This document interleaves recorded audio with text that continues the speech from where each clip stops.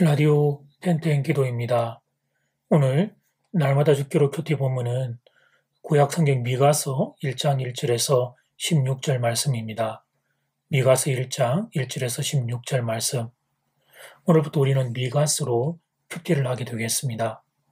요나서 다음에 위치하고 있고 구약성경 저희 성경으로 1290페이지가 되겠습니다.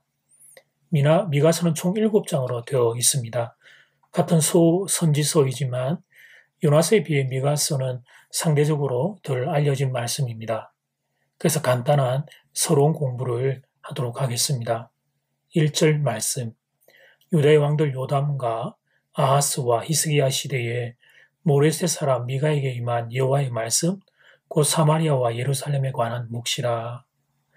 미가의 사역 시기는 유다 왕 요담과 아하스와 히스기야 시대입니다. 이것은 미가가 꽤 오랜 시간 선지자로 사역했음을 암시하는 것입니다. 그리고 이사야 선지자와 동시대에 사역했음도 알게 되는 대목입니다. 그런데 이사야 선지자는 예루살렘에서 지도창을 만나면서 사역을 할 수 있었다면 미가는 그에 비해 상대적으로 작은 도시에서 사역을 했습니다.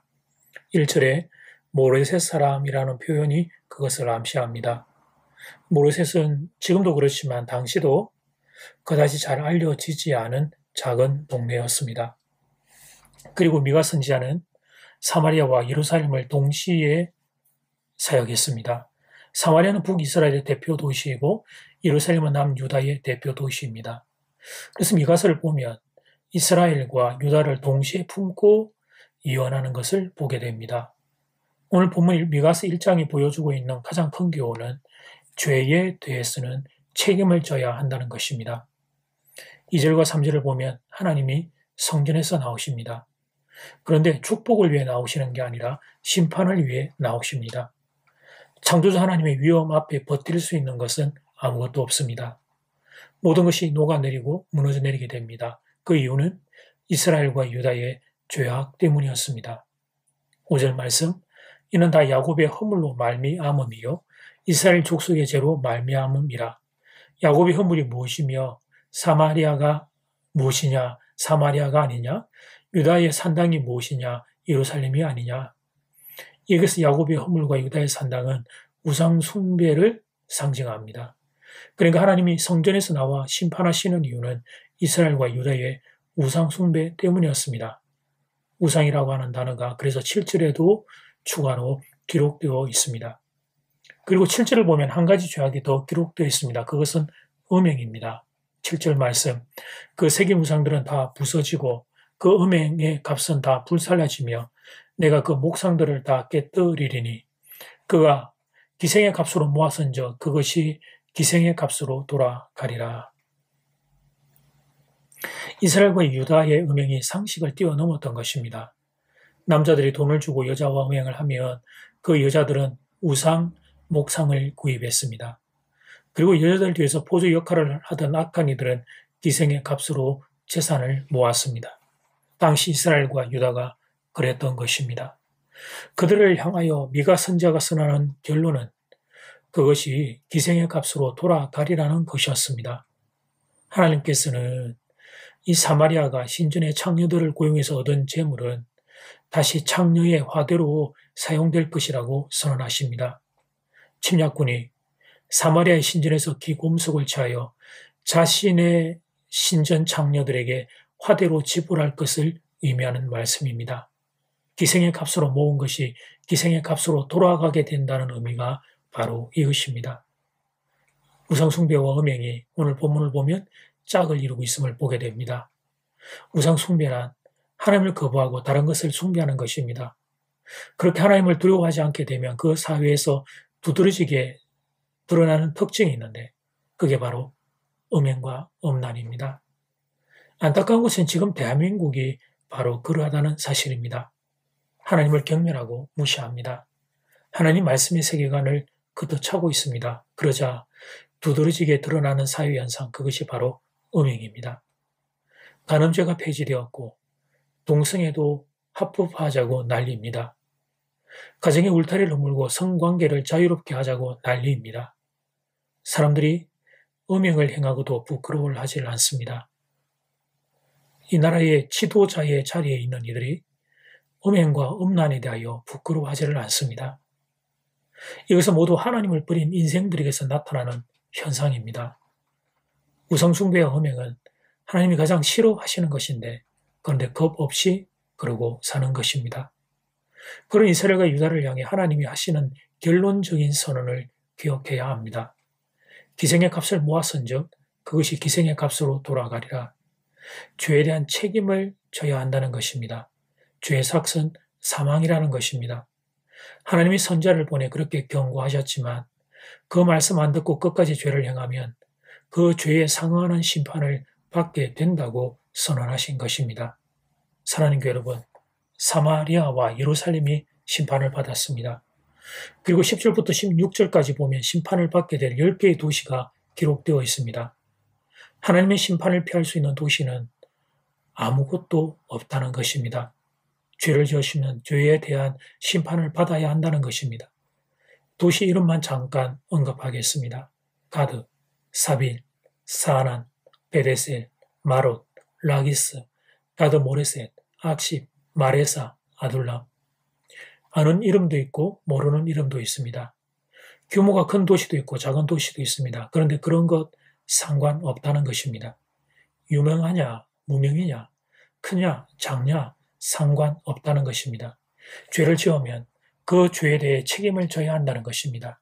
사랑하는 교회 여러분, 우상 숭배와 음행 멀리해야 합니다. 내게서 멀리해야 합니다. 그것이 우리의 살 길입니다. 하나님을 두려워해야 합니다. 그리고 음행의 죄를 멀리해야 합니다.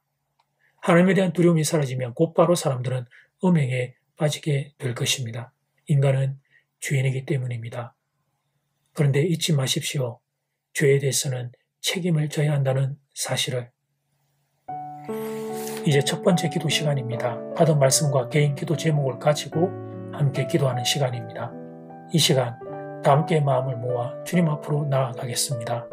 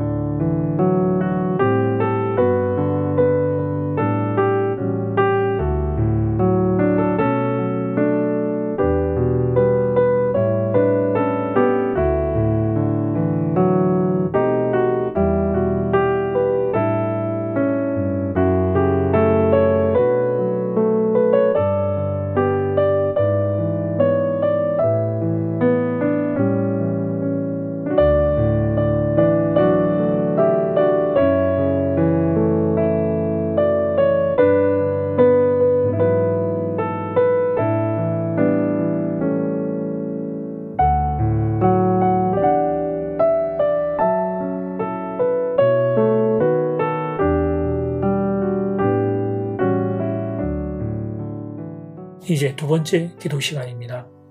하나님께서 성전에서 나와 심판하시는 이유는 이스라엘과 유다의 우상 숭배와 음행 때문이었습니다. 그런 이스라엘과 유다를 향해 하나님이 하시는 결론적인 선언을 기억해야 합니다. 기생의 값을 모았은즉 그것이 기생의 값으로 돌아가리라.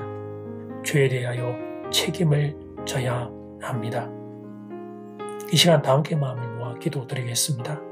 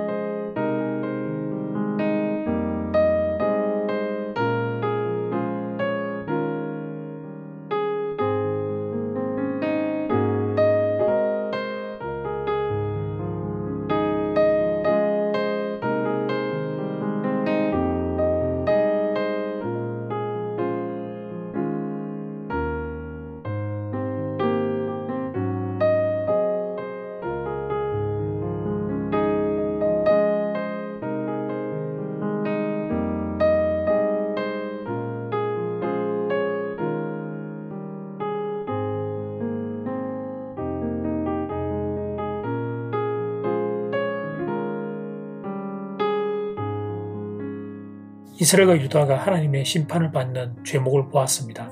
우상숭배와 음행, 하나님을 거절하고 거부하고 음란한 죄에 빠져있는 개인과 사회를 하나님이 얼마나 싫어하시는지를 보았습니다. 기생의 값을 모았은즉 그것이 기생의 값으로 돌아가리라. 죄에 대하여 책임져야 한다는 사실도 보았습니다. 죄를 멀리하겠습니다. 죄를 멀리하는 성도, 죄를 멀리하는 이 나라 이 땅이 되게 하나님 도와주십시오. 하나님을 거부하는 세계관들, 하나님을 무시하는 세계관들을 꺾어주십시오. 그 세상의 세계관들이 침범하여 음란하고 음행의 땅으로 바뀌어가는 이 땅을 용서하여 주십시오. 하나님의 용서와 하나님의 고치심이 이 땅 가운데 임하게 되기를 간절히 소원합니다. 예수님 이름으로 기도드립니다. 아멘. 이제는 각자 개인적으로 기도하시면 되겠습니다. 평안한 밤 되십시오.